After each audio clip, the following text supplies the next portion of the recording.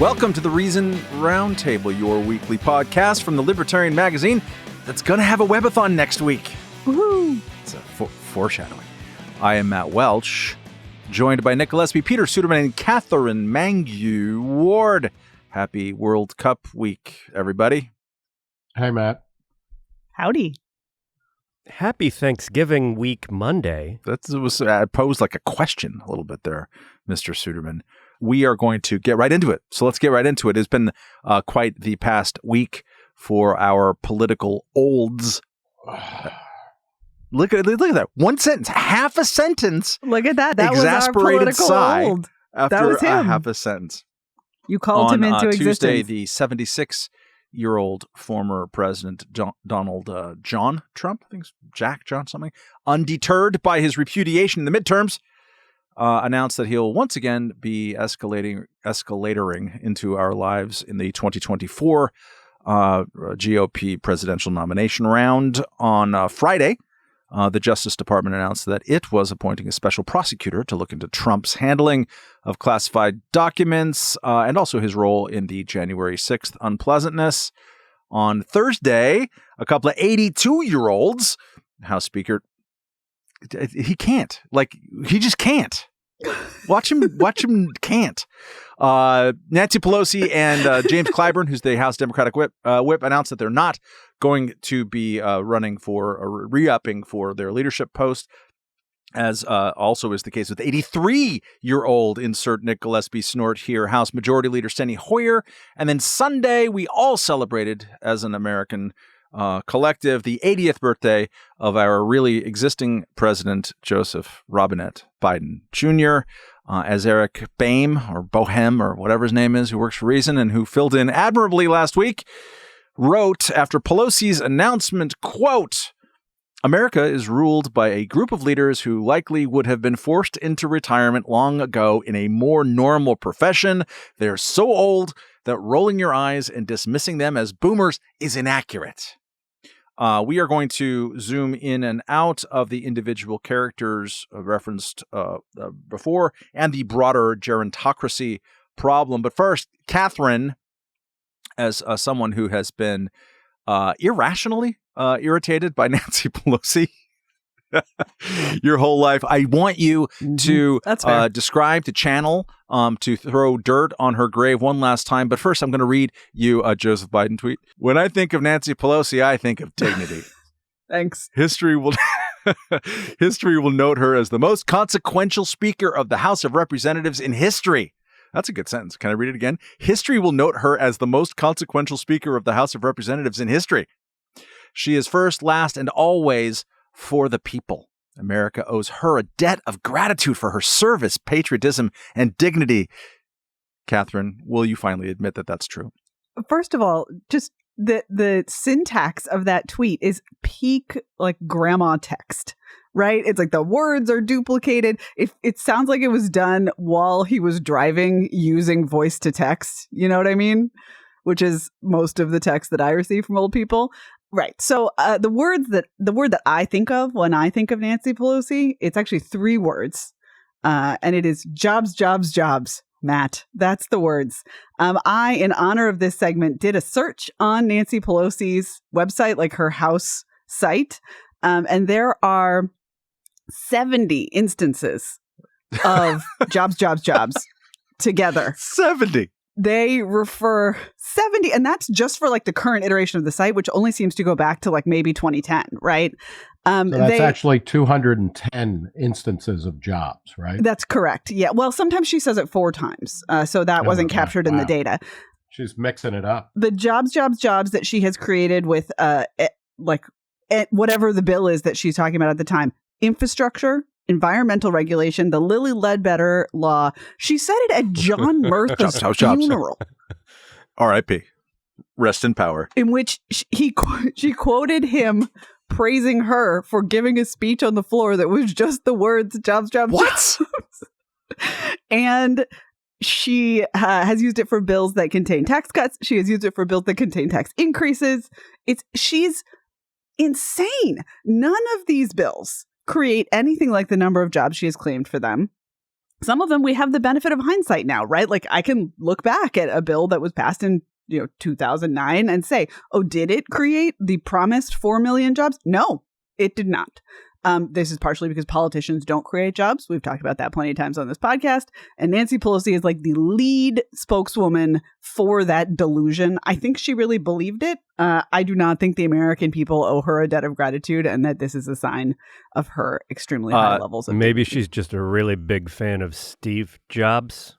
Loves her iPhone. Honestly, that would be better. If Nancy Pelosi 70 times over the years had just been like, you know who's amazing? Steve Jobs. I would be like, you have my vote, Nancy. Musk, but Musk, that's not Musk. what she was doing. Vote in California.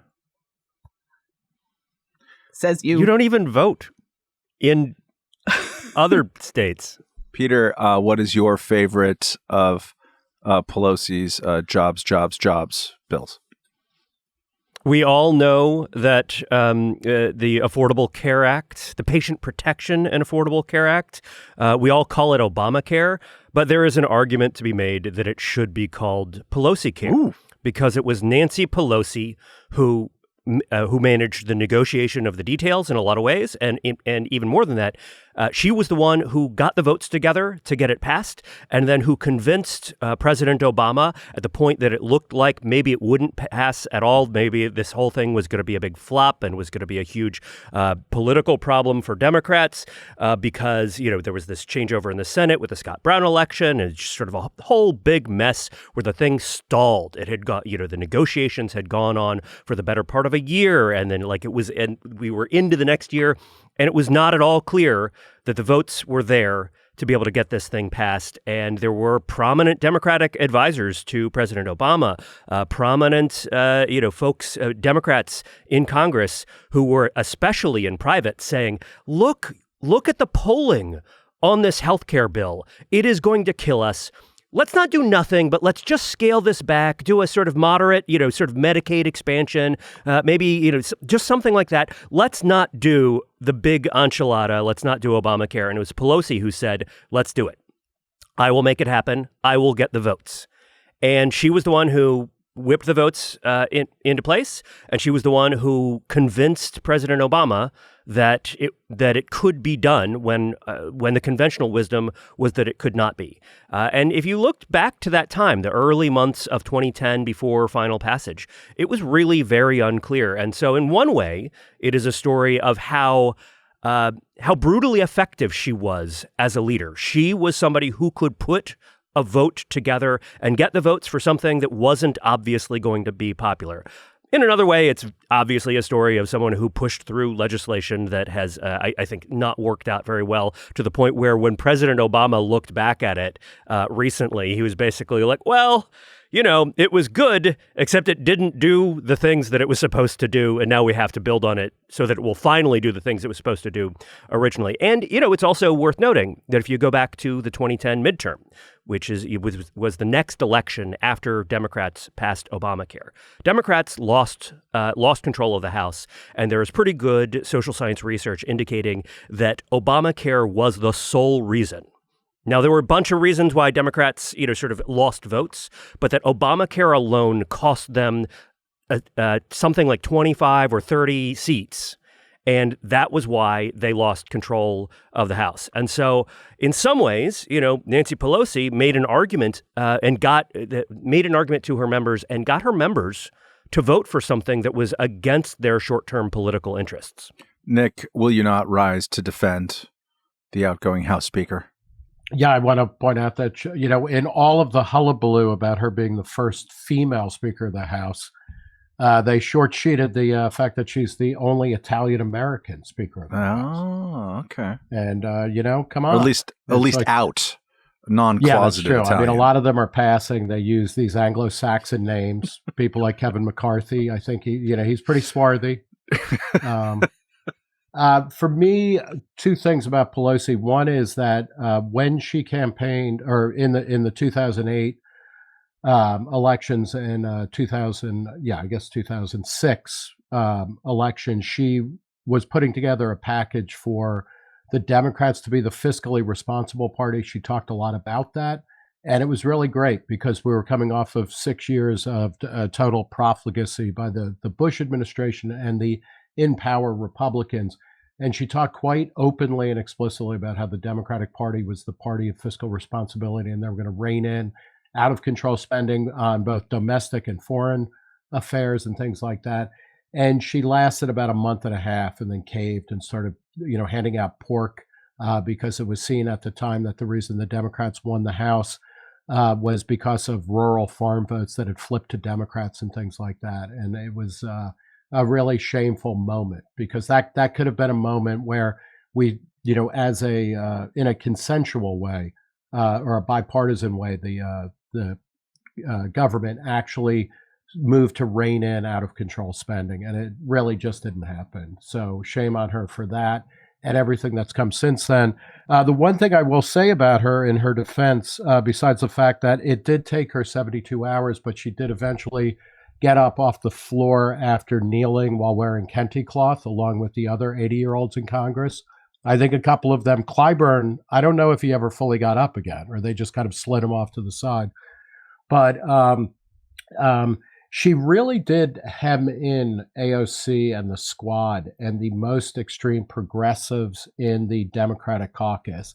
And I don't think the next person is going to be able to do that on the Democratic side. And we already know, I mean, if we're framing this as gerontocracy versus vibrant middle age or something, Kevin McCarthy, who's likely to be the speaker, is 57. As minority leader, he could not keep Marjorie Taylor Greene's yap shut. And he's also a whipping boy. He's a pool boy for Donald Trump.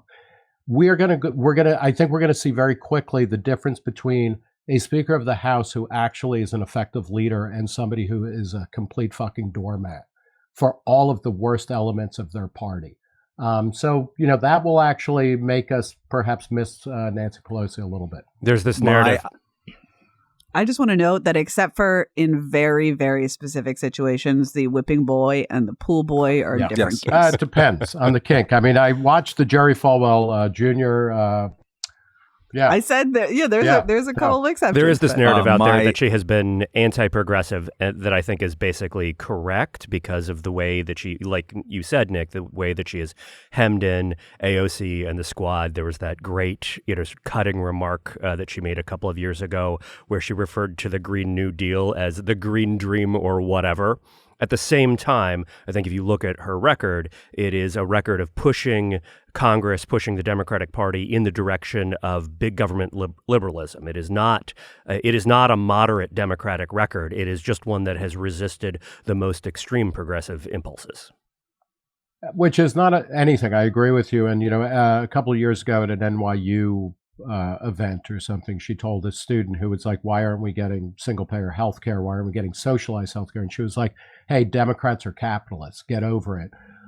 So, it may be that she is, as much as anything, a bellwether of how far government, and particularly on the Democratic side, is listing towards just this, kind of Cthulhu-like massive, expansive blob that is just, moving away from market forces.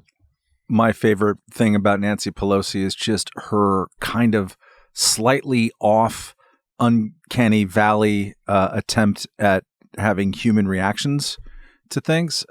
If you don't follow Kyle Dunnigan as a comedian on YouTube, I recommend that you do. He does all kinds of crazy impersonations, and his Pelosi impersonation captures that particularly well. But my a random moment plucked out of the ether came from the 2016 campaign. There was a moment in September of that year where Gary Johnson was polling, Libertarian Party nominee, was polling around 10%, and he was sort of heading into possibly on the debate stage. And so Democrats went all out, spent a lot of money trying to trash him. And as part of that, during the rollout of this, Nancy Pelosi said, "Do you think most people who have said they're going to be for the Libertarian because they like his hairstyle or whatever it is are going to stick with that?"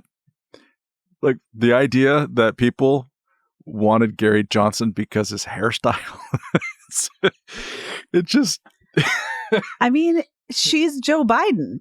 Like, Pelosi and Biden are cut weirdly from the same Kente cloth. And it's... It's the same candy club. But yeah, they do have. It's not this that stretchy Lululemon stuff, is it? No, the kids these days wear that. Nancy would never. But this little teeny bit of like, maybe they're just going to say his hair or whatever. Maybe they're going to say Green Dream. Maybe they're going to say Corn Pop. That unfortunately, the impulse to kind of appreciate that and vote for people and support politicians who are like that in its extreme version just gets you Donald Trump, right? But people are more likely to be like that the older they get. Like, this is at least one, it's a small part, but like this is one part of like why we are absolutely struggling under a gerontocracy, is because old people just say stuff, and Americans like it when their politicians just say stuff sometimes. They like a gaffe. They love a gaffe. That is how we got Joe Biden as president. In a weird way, I think that's how Nancy held on so long. And they do, that's why people don't like, Pete Buttigieg or something. They don't like the sort of super disciplined person with their wits about them who's just trying to do that stuff. General frame, but when you get down to it, it's like people don't like Pete Buttigieg because he has nothing of interest to say. Right. And I don't think people are. Maybe. I'm not sure that's it. Nancy Pelosi doesn't have anything of interest to say. That doesn't neuter. When was the last time you were like, oh, good young thought, people, Nancy. I was thinking when we're going to be talking about gerontocracy, Konrad Adenauer was like 1,000 years old, and when he led West Germany after World War II, and he was the guy who he was the guy who put together the German miracle because he could remember the past, and he had objected to the Nazis. And he had like 5 minutes of strength left in his body, and he put them on the right course. So it's not necessarily age per se versus youth or anything like that. I saw a great documentary where they showed him playing bocce or the German version of bocce. And it was like Mr. Burns punching somebody, like the ball like fell on his toes, but he couldn't feel them. So it was okay. But, age is a problem. We need to get rid of the gerontocracy, but we also need to develop better younger leaders because they suck. And I would argue at this point, that's the reason why we have these old fucks in place, is because people like Kevin McCarthy, and the young guns, they suck. Like nobody new is coming up who can actually push these old people, in their wheelchairs off the cliff. You're not disappointed by Tom Cotton's announcement that he's not running for president? I'm brokenhearted. We all went. I'm brokenhearted. I'm wearing black. One of my favorite emergent themes on this podcast over the years is Nick's increasing the kids these days aren't good for nothing theme, which I know you just said we need to get rid of the gerontocracy, but you just don't believe that. No, all I'm saying is if you're 40 years old and you can't take Nancy Pelosi, you don't deserve it. It's like the ending of the first Black Panther movie. Like if you can't beat her on that pool on the top of a cliff, you don't deserve to be Speaker of the House. Mm-hmm. I think shots were fired across the bow of Peter Suderman there. Peter, is there something structural about the way Congress does its business that leads to this so-called gerontocracy? Yeah, I mean, I think if Congress weren't deciding leadership based on a battle in front of a green screen pool between two rival leaders of Wakanda, obviously we would have better leaders, younger leaders, because that's I think that was the upshot of what Nick said. Now it's the two-party system. It is the fact that we just have two parties battling each other, except not in front of the bad green screen water effects. It's the fact that we only have two parties, and that American politics is organized around Republicans and Democrats, each trying to get to 51%. That empowers older leaders who have experience already, rather than a multi-party system like you have in Europe, which is why Europe has many problems, is in some ways more liberal than the United States, but they are not suffering under a gerontocracy in the same way because they have a bunch of different parties that allow for younger leaders to get into politics early. Also, they offer things that young people might want out of politics, right? They're sort of more able to target their messages to people under 40. And so what that does is it creates more political experience within, amongst people who are not yet, 70 years old. And so what we have right now is a system in which it takes a long time to work your way up to the top of a party and to build that kind of experience. And it is relatively hostile to newcomers. So Obama, is in some ways an outlier here, whereas Joe Biden and Donald Trump and Nancy Pelosi and the rest of the Democratic leadership team are not, right. I mean, it is a result of the two-party system in some ways that we have leaders who are so old and who are so entrenched in power. But wait, I mean, I don't think that makes sense because we had Clinton, Bush, and Obama, who were all extremely young. There was a generational change, and I think one is coming, and this is the last gasp of the baby boom, even if most of the people we're talking about are actually pre-baby boomers. I think it's a cyclical thing. But if it was simply two parties, we would have had a gerontocracy earlier. I think it gets more complicated than that. And part of it is that, at the same time that primaries are more important than ever, and you tend to nominate extreme people in primaries, the parties have also lost control of main messaging. I just think there's a lot of different things going on here, and that it can't simply be. The primary system definitely drives parties towards extremism, right? Towards more sort of candidates that appeal more to the base rather than the parties than to the center. Less in control. The parties are less in control of what candidates get picked than probably ever in history. And so you get these extreme people, and maybe it's that on the fringes you get, the Marjorie Taylor Greenes and the AOCs, and that actually then creates within the caucus a desire for a more centrist leadership or something. I don't know. But, I don't know how you explain going from Clinton and Gingrich in the 90s, who were young, they were baby boomers, very peak baby boomers. And, we are going to change the world. We're taking over from these old farts to they are now, people older than them are in power.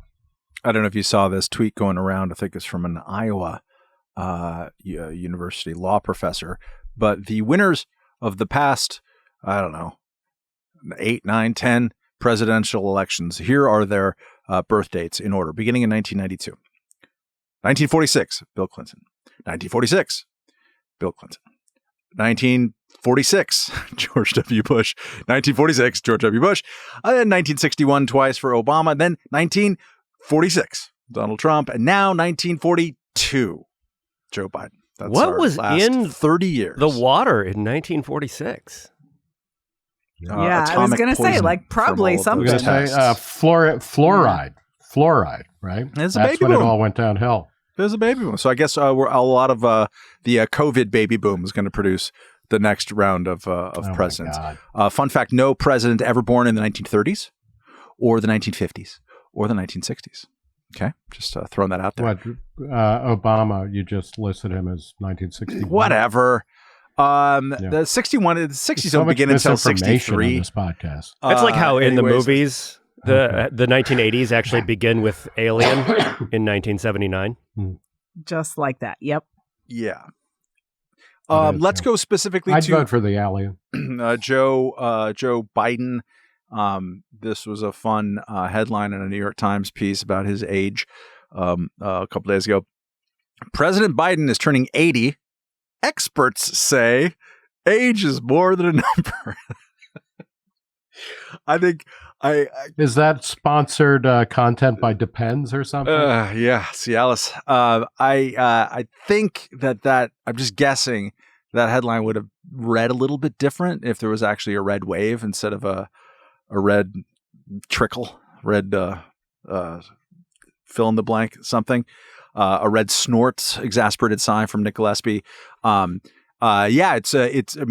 Biden would have had a lot of pressure to exit the race and to announce that he's not running for re-election. And now he's in this awkward thing.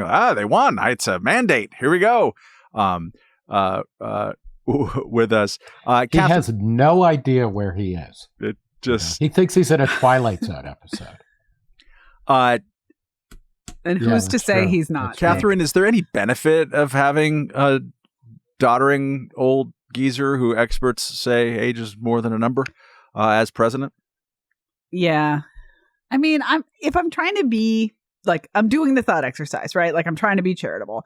And I think that the best answer to that is, he's seen some stuff. Like, if you're born in 1940, whatever, like all these guys, they know what crashed and burned. And I do think that that's valuable. Now, I think that like there's the curve for acquiring that kind of here's how the world works, here's how politics works knowledge. It slopes up and then it kind of flattens out, right? Like the difference between the here's how the world works knowledge of an 80-year-old and like a 60-year-old, maybe not substantially different. But I do think there is a case for don't put the very, very young in charge. Now, very, very young in American politics is still not very young, right? I mean, we are founders in their infinite wisdom, put some floors on the ages at which you could serve in various bodies. But I know a lot of people in their 80s, and I think most of them would say, I wouldn't be a good president. Like, not all of them. And clearly, at least one of them is out here saying he would be a good president. But, as someone who recently has like slowed down due to bodily malfunction, like my brain isn't as good because my knee hurts. And I think like everyone who's 80, their knee hurts all the time, like, or some part of them. And that really shouldn't be discounted. Like there is clearly something about being like at or near sort of good physical health that helps you be a good decision maker. You have to be able to at least see the top of your form in the distance. Joe Biden absolutely does not have that. And again, I think it would be one thing if there was a single outlier, but the whole system being run by 80-year-olds or 70-year-olds means that they're not good at getting reality checks, right? They're all sitting around being old together and being like, we're fine. And they're just like, they're not totally fine. And I refuse to believe that any of these people are so spectacularly better at their jobs as individuals that the slowing down of age is irrelevant. Because that's the other thing. It's basically the hubris of politicians. Yes, I'm not as sharp as I once was, but I am still so much better than anyone else who wants this job that I am justified in keeping it. That is not the case. It is simply untrue that the people who currently happen to hold power are unique special snowflakes. So what American politics really needs is better lumbar support pillows? Honestly, maybe. I don't know. I'm out here definitely in favor of better orthopedic cushions these days. Peter, one of the lines from Eric Boham's piece was that the average American is now a full 2 decades younger than the average member of Congress, who at age 59 is a full 2 decades younger than the president and outgoing Speaker of the House. Following up on Katherine's point, what is there a practical import of that in terms of governance that's negative, just besides having people who always have to have their comments walked back by their own press office? Is there something in policy that is worse than it would be because of that dynamic? So the answer is yes, but before we get to that, maybe we should point out the one good thing about all of this, which is that it does reflect the fact that Americans are living longer and healthier lives, and that people are staying at the top. Yes, I mean, like in general, people are the last staying couple of years been pretty bad. Okay, the last couple of years, notwithstanding, like overall lifespans are longer, and in particular, people are staying active, mentally engaged, fit, able to do things much later into life. This is why we see actors, and even in action movies, are getting much, much older. This is why Disney just reinstalled their previous President Bob. After 2 years of a different President Bob, the COVID Bob got pushed out in a pretty bizarre thing for a 71-year-old, because the 71-year-old, the old 71-year-old who had quit, who had said he was out, he's like bored. He's writing a book, and he's still smart, and he's still the person that the Disney board thinks is going to be the most effective person in what they expect to be a trying economic time. And so there's a bunch of good news here, it sort of built into our conversation about the gerontocracy, just in terms of lifespans and capabilities. At the same time, the fact that we are ruled politically by people who are substantially older than the average American, right? So it's not just that the average American, they're not reflecting the average American in their ages. And what that means is they are making policy in a lot of ways, or they are more inclined to make policy that benefits older people, which is part of the reason we have such a staunch defense of the entitlement state and the entitlement system, which is primarily about funneling a huge amount of money to seniors. And seniors are, at this point in time, a relatively wealthy group compared to other age cohorts.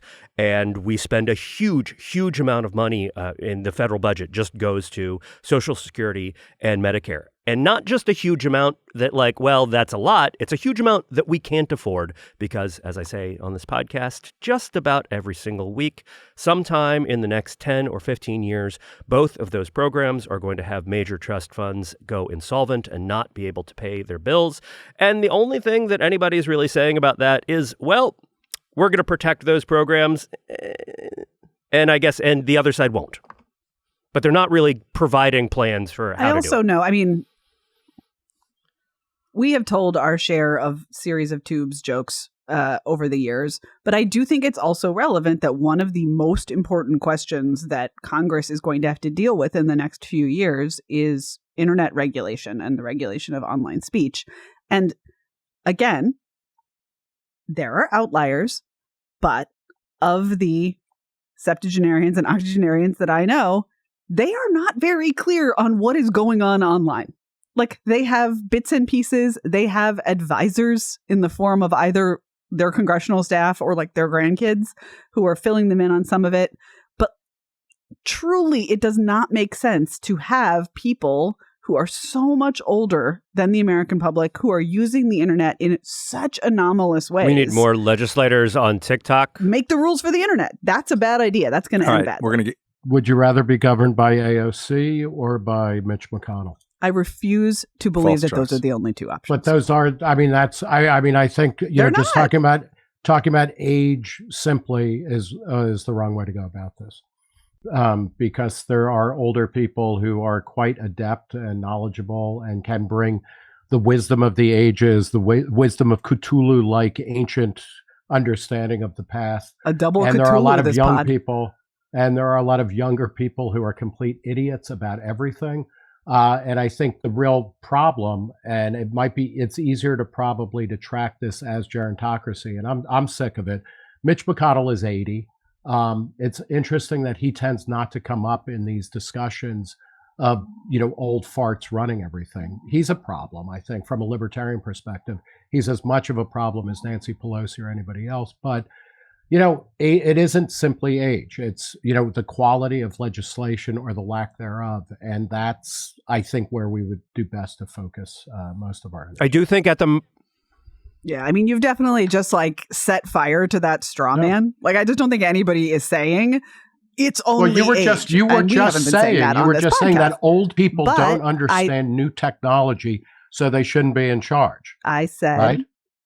Okay, there are exceptions, who are some of and the I said on average. I don't think that's true. I don't think that's true at all. I think young people who have no understanding of what the FCC did, or what the phone company monopoly was like, necessarily have the wherewithal to actually govern something like the internet, or don't remember the fact that the great thing about the internet is that it was ungovernable, and that was John Perry Barlow and other people who were stupid hippies in a lot of ways were fucking great because they were like, no, this is a new place and you don't get to set the rules. I think we need more of that energy. I think the question is whether you have a bias towards innovation and towards freedom when it comes to new technology, or whether you have a bias towards nostalgia and sort of steady state requirements, right? Like demanding that things be locked in place. And it's obviously true that some young people want things to be locked in place and they hate innovation and they hate freedom. At the margins, however, I think if you are older, you are more likely to be to be biased towards nostalgia and to be biased towards, well, I want things to be the way they always have been, rather than I think the future is going to be interesting, because people who are older have less future in front of them. All right. I agree. We should always be looking towards people who are interested in innovation and change and optimism. I don't know that age is in any way a meaningful indicator of that in politics. Okay, let's stop talking about this now.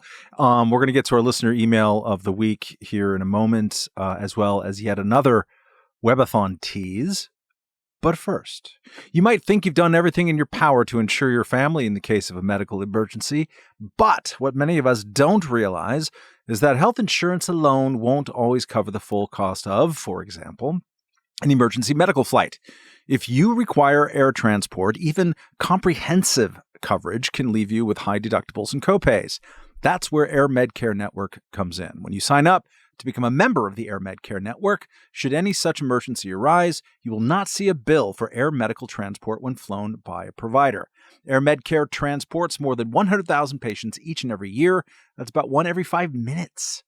This peace of mind for you and your whole family can be yours beginning at the low, low price of just $85 a year. Listeners to the Roundtable can get gift cards with their new memberships for up to $50 through either Visa or Amazon. Simply visit airmedcarenetwork.com/reason and use the offer code REASON and start protecting your family. Do it today. You'll be glad you did. Come on. All right. Reminder to send us your succinct emails to roundtable@reason.com and check it on out. Next week, we are launching our annual Webathon fundraising drive. It's more of a fun-raising drive. And as part of that, we will be doing our bonus Ask Me Anything, Ask Us Anything episode of the Reason Roundtable. So this is the time to start collecting, hunting, gathering, and shooting off, emptying your holsters of questions, putting us on the spot. Could be individual, could be to the group, about us, about Reason, about libertarians, whatever is on your mind. This week's email comes from Dorothy Parker. I'm not sure that's her real name, but Dorothy Parker writes, "Hi friends, I like weed." I think all the emails should start off with 3-word declarations of what you like. I like weed. Marijuana is a wonderful drug. I don't know why we keep looking for female Viagra when it already exists. And I celebrate recent expansions of legalization. There are risks, just as there are with any drug, and there is a potential for abuse. Nonetheless, if you compare the damage done by weed with the damage done by the war on drugs, it's not even close. Amen. Unsurprisingly, I've noted an uptick in news items describing the dangers of marijuana. Yesterday, the WSJ, that's Wall Street Journal, declared marijuana may hurt smokers more than cigarettes alone. The conclusion was based on a study of a whopping 6 marijuana-only smokers. This news trend makes me nervous. What attacks can we expect now that legalization is spreading? I'm thinking flimsy studies to convince everyone it's a major health risk from the left, and stories about psychosis from the right. What do you think is the next move against illegal marijuana, and how can we anticipate it? Nick, you're stoned right now. Why don't you lead us off with the answer? Yeah, I'm tripping balls, man. I think we're going to see more and more of this kind of stuff, and it's very quickly going to morph out of marijuana into the realm of psychedelics and other more potent, esoteric, and kind of nervous-making substances. I will link to a couple of pieces that might show up in the show notes about how on the left, people are upset that right-wingers are interested in psychedelics to treat things like post-traumatic stress disorder and other kinds of trauma-related problems. And on the right, everybody's talking about how mushrooms are terrible, and it's kind of a way for the left to bedazzle people and get them to sign on to turning every county fair into a regional Burning Man event. This is something I don't think the drug legalization movement, which has been moving forward with very little backlash. I mean, we've been driving towards Baghdad with very little pushback. And it's going to, as it gets closer and closer to actually being a thing where marijuana is recognized at the national level and the international level, and other drugs start being treated to, legalization based on cost-benefit analyses, as well as kind of calculations of whether or not a free society should allow people to choose their own intoxicants and, use them responsibly or not. There's going to be a massive pushback. So you see that. The other thing I'll say is the one thing that's going to be interesting is I predict that most of the backlash is not going to come from traditional right-wing sources. It's not going to be National Review that is leading the charge against this stuff. It's going to be center-left publications like The Atlantic and New York Magazine. New York Magazine over the summer had a podcast as well as a story about the dangers of ketamine addiction and whatnot. You're going to see a lot of people who are center-left who are just freaked out by drugs because they're very establishmentarian and they're very staid and square in their lives, even if they pretend to be kind of hip and cool and things like that. So that's the place to look, the center left, for the the cutting edge of the anti-drug legalization movement. Katherine, you are the caretaker of this fine magazine and therefore have read and edited 54 years worth of arguments about prohibition by prohibitionists themselves. What do you see as a upcoming move by resurgent prohibitionists in the face of freedom? I think we are going to see that despite having lived through an actual, real, honest-to-God pandemic, that the CDC will not be learning its lesson and that we will be subject to a tremendous and tremendously expensive public health campaign about the dangers of marijuana use. I think that, yes, there's going to be scare stories in the media and that kind of thing. I think to some extent, like, fine, everybody have at it, right? Your scare stories, I think they're largely ungrounded, but so be it. The place that I think it's more dangerous is when we have an entity like the CDC, which is increasingly empowered to run little chunks of the economy and guide U.S. policy. They're gonna do what they did for vaping. They're gonna do what they did for obesity. I think actually the closest model to the way that we're gonna see marijuana treated in the near future is going to be soda. Like, remember in the 90s when like buying a really big Coke was a threat to the Republic?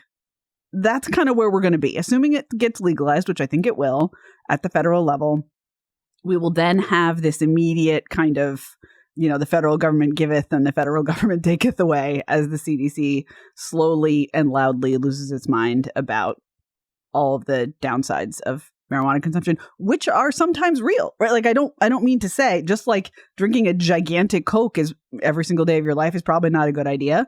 There are real downsides to marijuana use.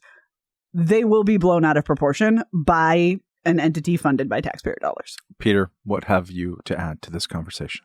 I think that from the right, we will mostly see politically expedient attacks linking legal weed to crime. Tom Cotton, among others, Matt's favorite young politician, is already linking marijuana pardons to fears of rising crime in advance of the midterm this year. And from the left, I think we're going to see a different kind of pushback that's going to be focused on sales and profits and worries about big weed. And if you look at even in the legalization movement, sort of a bunch of the expert class that identifies as, sort of left or center left has for years said, well, of course, we shouldn't be arresting people for smoking pot. On the other hand, we definitely shouldn't let anyone sell it and make a lot of money. And there's a real tension there. And I think that we are going to see, some allowance for sales and for profit making, but there will be a lot of attempts to limit it. And along with those attempts to limit profit making, they're going to attempt to restrict new products. And they're going to say, oh, wait, you can only sell this kind of joint that's regulated in this kind of way, or brownies that are, 5 milligrams and no more. And there's just going to be all of this sort of bureaucratic red tape associated with being in the weed business. And that is mostly going to come from the left, except, of course, when the left brings on allies on the right who are just trying to use that to stop weed sales and to stop it from growing. My prediction is not a prediction. It's a description of the reality around me here in Brooklyn, New York, which is to say there's some kind of conflation, or intersection is better, between vaping, kids, and weed, and also the sense and the reality of public disorder that is going to absolutely generate changes in policy or public attitudes, at least on a local level. What I mean is that vaping has all kinds of strange, it's a gray market everywhere, and it's also a cash market as a result of its grayness. And so from cops who I'm conversant with in New York, they say, well, kids and also gangs know where to have an easy little heist is of the money hanging around vape stores, which are everywhere. All the bodegas are vape stores now. It's amazing the conversion of so much just more sort of street retail into vaping. And also you smell pot everywhere. And oftentimes you smell pot because you see teenagers who are clearly underage just vaping weed in public, which is something that you just did not see. Park right around across the street from me has had this for a while. And everybody in the neighborhood is talking about it and somewhat freaked out about it. This is easier to notice in a big city than it is in other places. But I think you will start to see people making conversations about, if a 16-year-old's brain gets warped, their growth gets stunted if they smoke pot, and it leads to all kinds of other kinds of things. And it's going to be part of the ongoing and measurable in terms of politics backlash against the small tiptoeing criminal justice reforms in New York in the face of perceived disorder and rising crime. It'll definitely be part of that. So wherever there is legalization regime that has led to kind of kids openly flouting what used to be enforced laws, you're going to see I think a political and policy backlash is my prediction. One of the things, Matt, about New York that is unique in particular is that it's legal to smoke weed in the open, which other states did not do when they passed legalization. If you watch New York over the next 6 to 8, 12 months, when the retail rules come out and the licenses for retail shops, which have been taking forever because of a lot of stupid politics, when those come out and hit, New York in this sense, even though it took forever to legalize weed, that framework may well kind of tell the future of the story, because there's everything you're talking about is absolutely true. And it's legal because you can smoke weed legally in New York, which is why you smell it more here than you do in LA or in DC or in Colorado or Washington State. All right. We've been talking about old people running for president and doing other kind of stuff. We haven't really talked about Donald Trump. He had a busy week last week. We don't have a ton of time to talk about it, so we should kind of go lightning roundish. He, as I said before, announced his candidacy for president. There's been a lot of people who used to be his allies, used to be his whipping boys, not pool boys like Paul Ryan, but also Mike Pompeo, Mike Pence, just everybody named Mike has been coming out and saying, okay, it's enough is enough. Chris Christie gave a big speech. And so the battle lines are being, Chris Christie and big in a sentence, the battle lines being drawn, etc. You guys were here for it. I was out of the country. What do you make? I find that very interesting. Yeah. You were out of the country. Yep. What do you make of Trump's big last week, even in the face of getting his hat handed to him by extension in the midterms? Katherine, why don't you lead us off with our putative would-be gerontocrat in chief? Yeah, I guess my lightning round thought is this idea that somehow the results of the midterms might determine what Trump was going to do is just the latest in a series of delusions on the part of the political chattering class, that this is the thing that's going to finally eliminate Donald Trump from our politics. There is no thing. He will not be eliminated. He will be in our politics. He will be our politics. So I guess, just more of same. He's back. We're going to do this again. Nick, how do you solve a problem like Donald Trump in the following sense? Even if he is no longer able to get 47% of the electorate to support him, he could probably get 40 now, or 35. But those 35 are with him. What does that say? What does that worry you about in the immediate future for the Republican Party, for the country?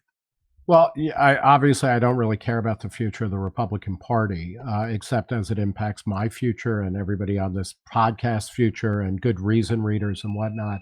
I interviewed Robert Draper, the New York Times writer, whose new book is called Weapons of Mass Delusion. Our interview will be coming out, I think, next week. He makes a very salient point about Donald Trump's followers, is that they have never been particularly popular within the Republican Party. They've never been a majority. So it doesn't matter. You're exactly right, Matt, that this is a hardcore band of kind of like, suicide Gurkhas. They don't fucking care.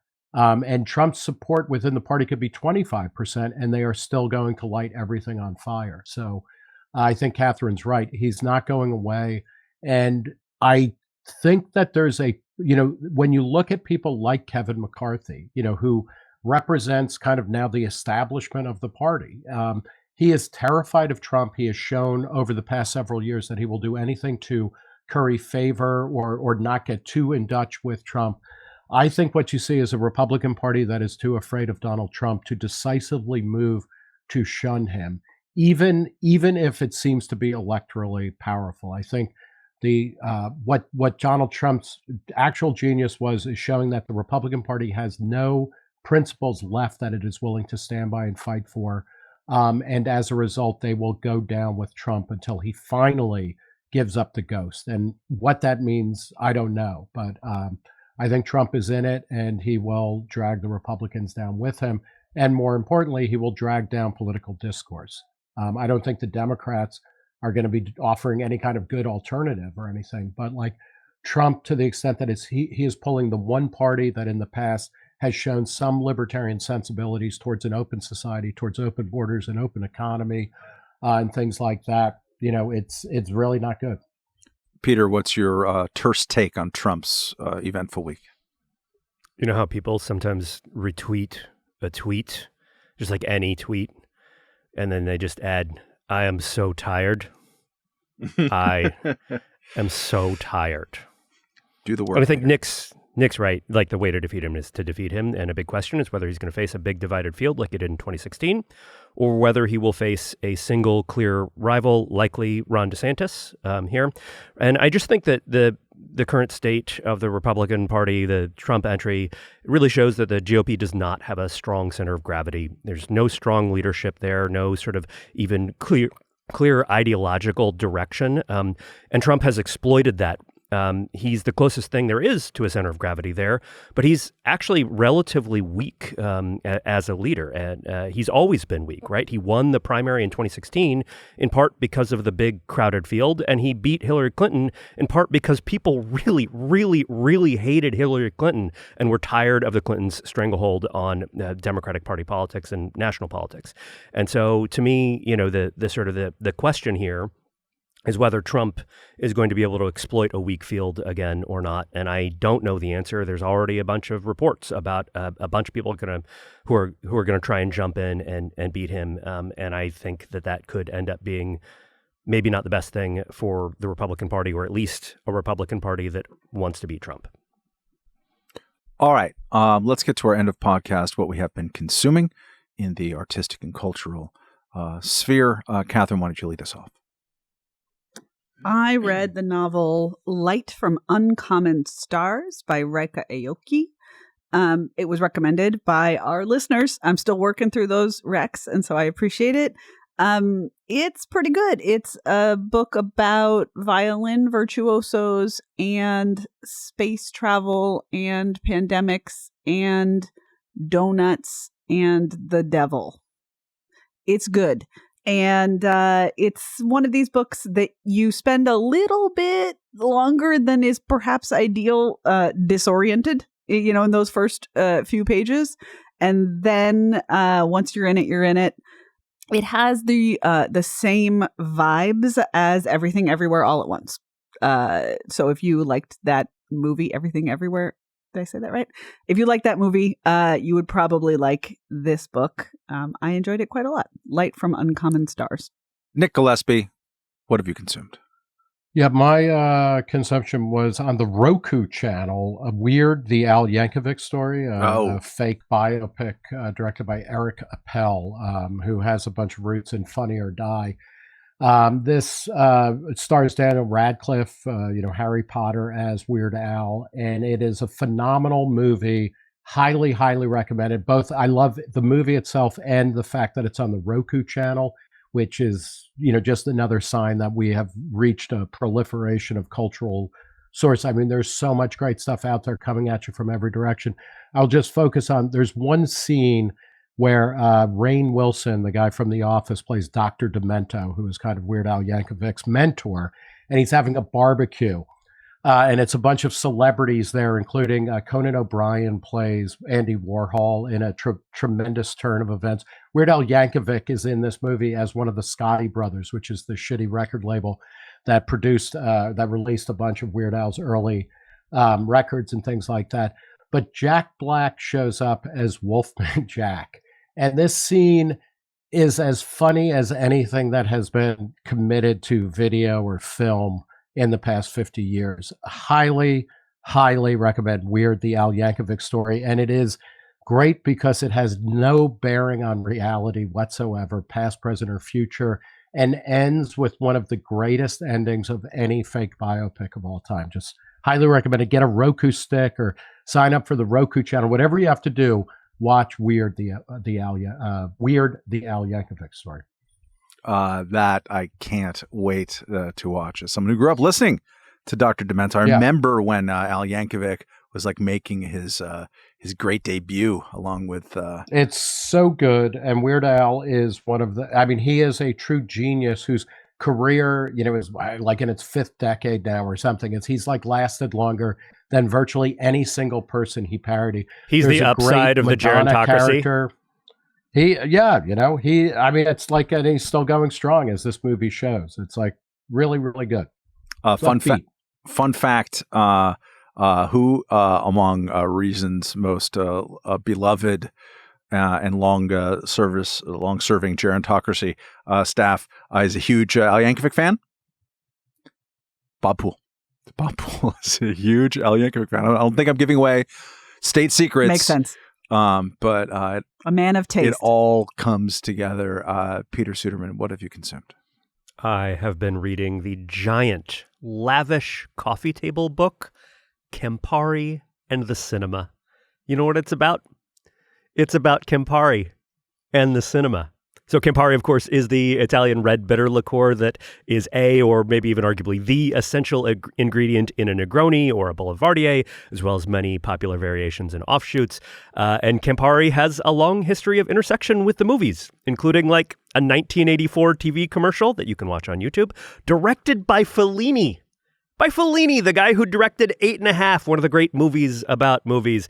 There's also like a recent short film starring Clive Owen as like maybe a murderer or bartender or something. There's a lot of Negronis involved. Also, incidentally, there's a whole scene built around Negronis in the recent Uncharted film, it's a video game adaptation starring Tom Holland and Mark Wahlberg, in which Tom Holland plays a bartender who is also sort of an Indiana Jones kind of adventurer. And at one point, he gives a history of the Negroni, a history that has been widely accepted, but is in dispute these days amongst cocktail historians who now believe that it wasn't Count Negroni who invented it, but that the drink was actually invented in Africa. Anyway, as a fan of both movies and Negronis, I'm really enjoying the book. It's a great celebration of two things I love. So I spent last week on a junket in Israel, the Holy Land, which I'd never been to the Middle East, completely ignorant of such things. And so had a pretty wonderful time and saw a lot of various things. One I will recommend, partly because I had no idea that it existed. And if you find yourself in Israel, which I do recommend people travel to, it's pretty amazing to see such history, if nothing else, is an archaeological site called City of David.